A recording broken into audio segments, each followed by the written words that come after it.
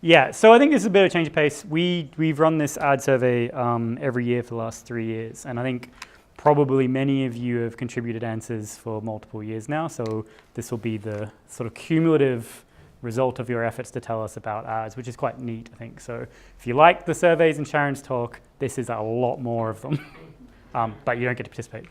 So, blanket kind of intro slide. You know, everyone said that advertising is growing, and it has really been growing. I think, you know, the kind of state of the nation type spiel is that, you know, as recently as a couple of years ago, people saw ads as the domain of very casual games that, you know, had no other way to monetize their players, and, you know, serious games would never consider ads, and that would put their players off, and there would be revolts, and free-to-play would die if they did ads in those games. And what we've seen is that's actually totally not true. It's very, very hard to imagine a really big title, regardless of its genre, not having ads in it now. And in fact, anecdotally, we know, and Sharon mentioned this, and I've heard it in many talks, in many conferences, that if you launch a game, a core game, without ads, the community will ask for them as another way of generating revenue.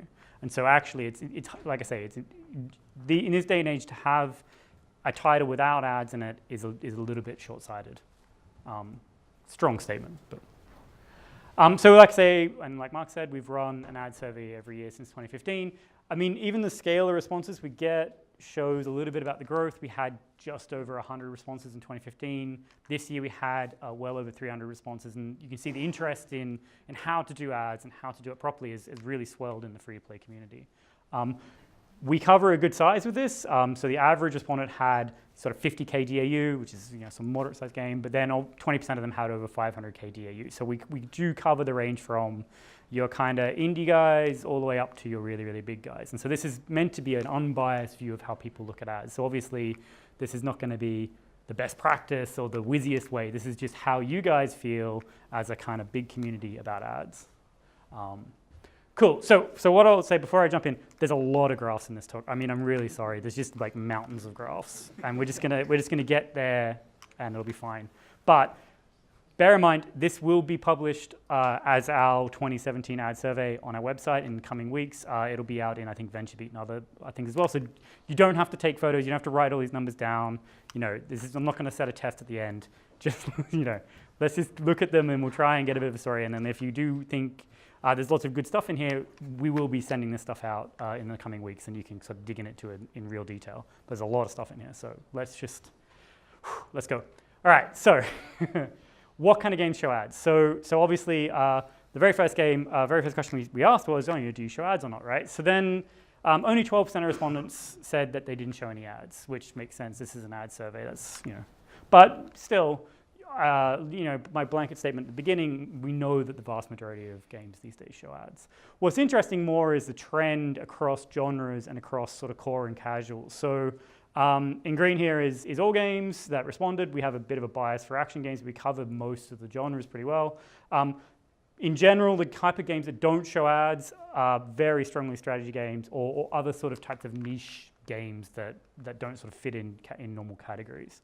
If you get rid of the genre classification, just think about core versus casual, 20% of guys that said they had core games, like mid-core, hardcore, don't show ads, 7% of casual. So there still is a bias towards casual games, but the majority of all types of games show ads. So what kind of ads do people use? And we talked a lot already tonight about the different formats. So here is the respondents by format. Clearly, rewarded video is the most popular across a sort of swathe of different types of games. What is interesting is that it's not as clear-cut as you might think. And so obviously, you know, a lot of you are analysts, you'll understand that this doesn't add up to 100%. So what that means, of course, is that people use multiple types. And in fact, well, I'll jump straight to my last point, 12% use more than 4 types of formats in their games. I think what that means is that people are quite conscious about sort of what ad fits what player, right? So, I mean, even Sharon was pointing out they have the push and the pull in their games, and I think, you know, the most common overlap is image interstitials and rewarded video, but of course people try lots of different stuff. When you start to throw offer walls and native ads into the mix, obviously that starts to beef it up a bit. But what we, you know, in terms of raw numbers, we know that 60% of our developers that responded to the survey use more than one type.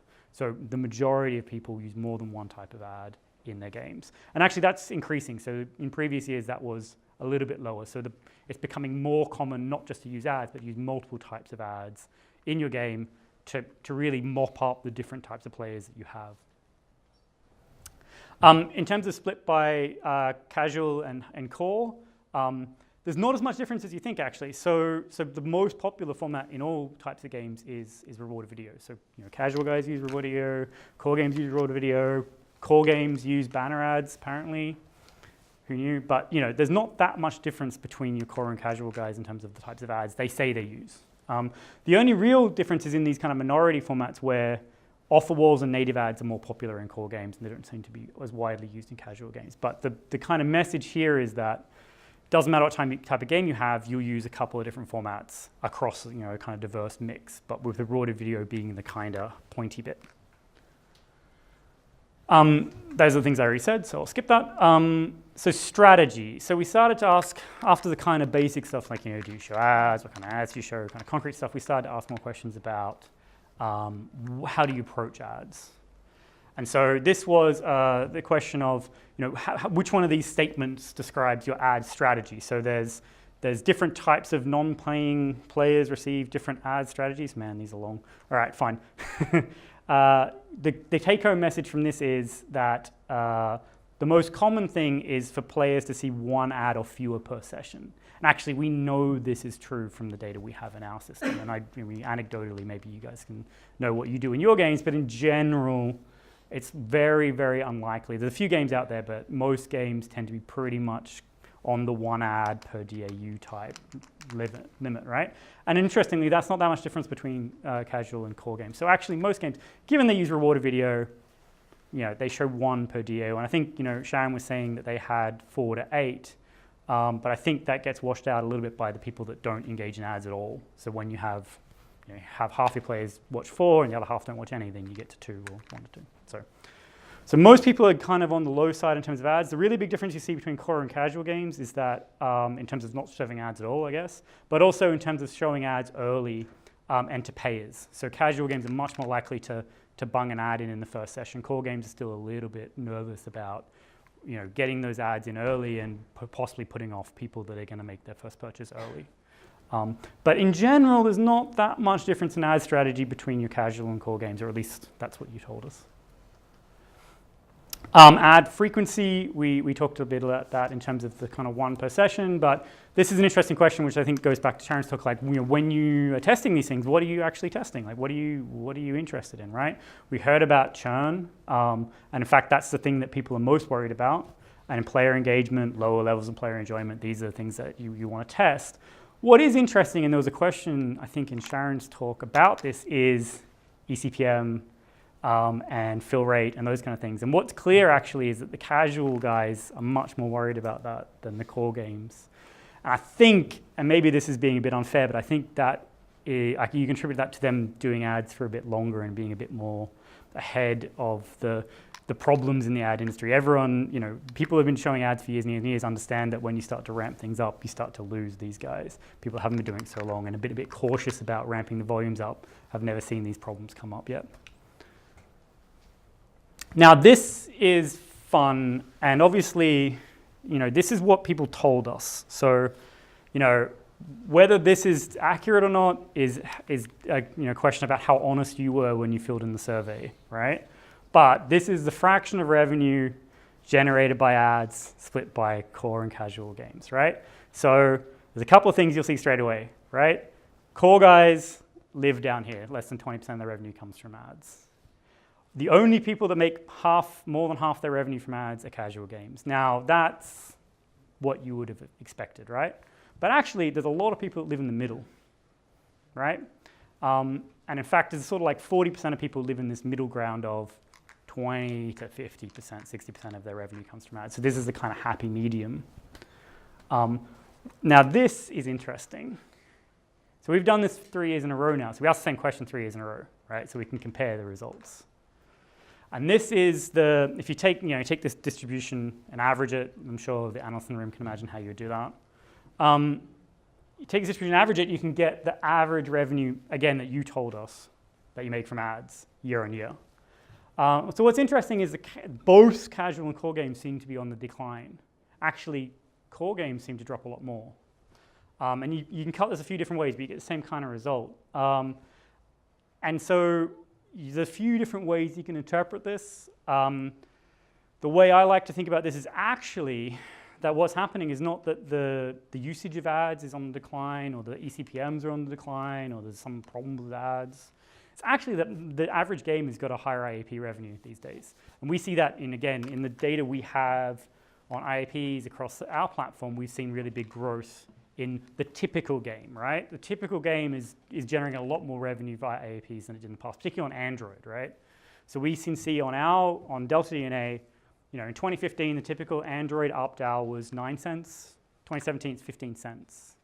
So I think the moral here is that, and I would hope everyone agree with this, like free-play games are getting a lot better, right? The whole industry is getting a lot smarter, a lot better at monetizing players, using better techniques, a lot more sustainable, better kind of understanding of ROI and those kind of things, and that's driving up in-app purchase revenue.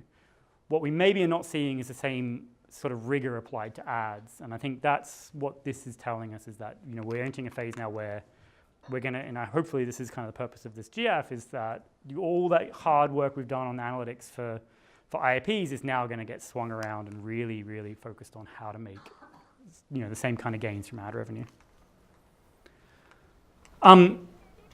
Cool. So this is an interesting one for the kind of ad guys in the room. So we asked, how do you source your ads, right? So do you use an exchange? Do you use mediation? Do you do some sort of homebrew thing yourself? Do you just go to a single network? So the most common responses were that you either use like a single exchange, like Mopobs, AdMobs, those kind of guys, or you build your own homebrew mediation stack with a couple of networks, right? In fact, we'll see a number of networks in the next slide. So these are still the most common responses. Actually, only 36% of publishers use some sort of mediation, whether it's the Fibers of the world, or the Apple deals, or us, or those kind of things, right? And then, in fact, a very small number of people use what we call unbiased, so a mediation tool which doesn't have its own ad network that it's promoting heavily in the stack.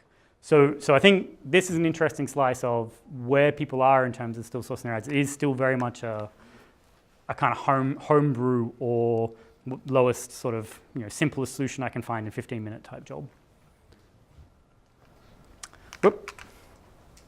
And this kind of flows into the number of networks people use. So still a decent fraction of people are only using one network. Most people are into 2 to 5, which is kind of what you get off the shelf with your AdMobs and Mopobs, that kind of stuff. But we're getting interestingly, there's more and more people sort of floating into the 6 to 10 to plus range. And this is where anyone that's got wide sort of demos in their game will understand that even 5 networks is hard if you want to fill in different regions on different devices, that kind of stuff. So this is going up. So only 8% of people in 2016 were using more than 5 networks, and now it's 17%. So it's still a minority, but it's doubled in a year, or near doubled. And finally, this is a fun one, right? So we asked people, how do they feel about ads, right? It's kind of like a nice, what's your sentiment towards them? Do you feel that it's bad for players? Do you feel that it's it's evil and we have to go kind of put thick gloves on before we touch it? Does it is it something that's actually worth doing? Is it just money for ad networks, that kind of stuff? What's interesting is you compare the results. When we asked the same question last year, and you compare the results year on year. And what's funny is that in 2016, you all said that ads are a necessary evil, which is funny, right?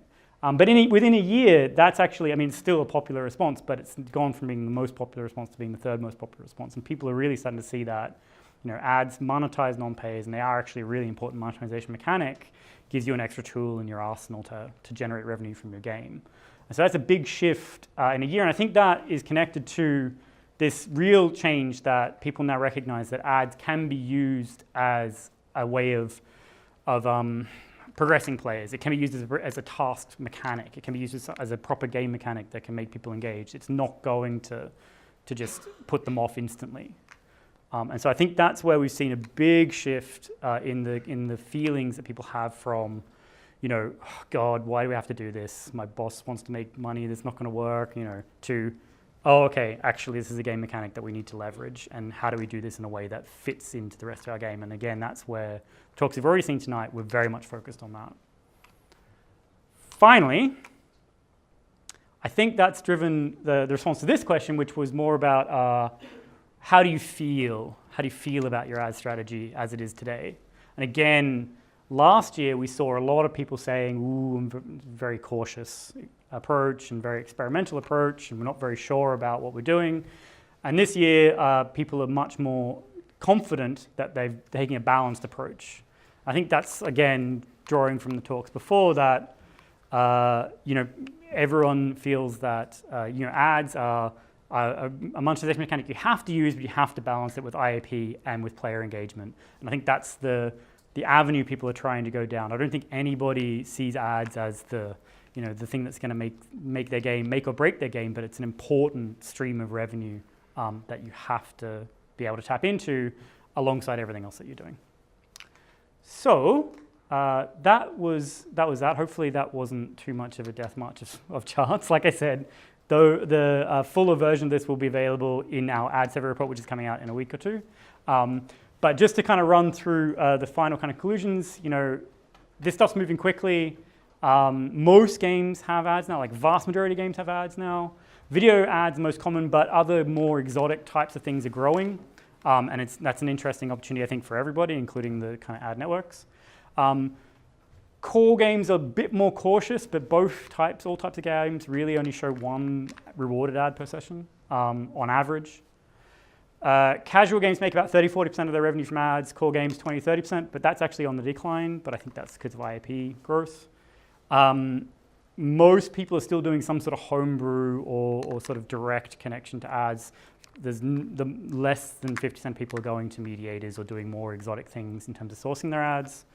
And most games use 2 to 5 ad networks to get their traffic, but there's been a big increase in 6+. Final thing I'll say, this is a broad net of people we surveyed. Obviously, depending on size and depending on resources and depending on how big a company is, you'll do different things. But this is what our blanket sort of survey returns. So that's how people feel across the full industry in ads. And I'll take questions.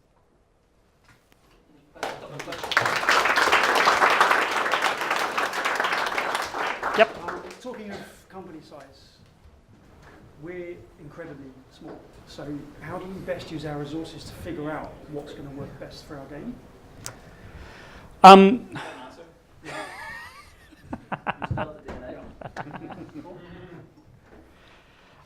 So I think one of the things I would say is that there's a lot of best practice out there that's even in this room, you're kind of gathering, right? That's the purpose of this. So starting from somewhere which is close to the right answer is always good. Then I think it is about testing. And I think Sharon's talk was really highlighting the importance of being able to test and having that ability. And so I think you know from the 3 talks you've seen today already, ballpark what you need to do for ads, right? Then the question is, sit down and find 3 different angles on that, test them with enough players that you can actually see the impact, and then go with the best one. But that shouldn't be more than one person doing that for a few weeks intensely. Good luck. Yeah. Anybody else?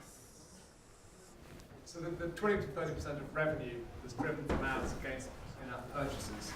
So Supercell, Heyday, got ads, Clash.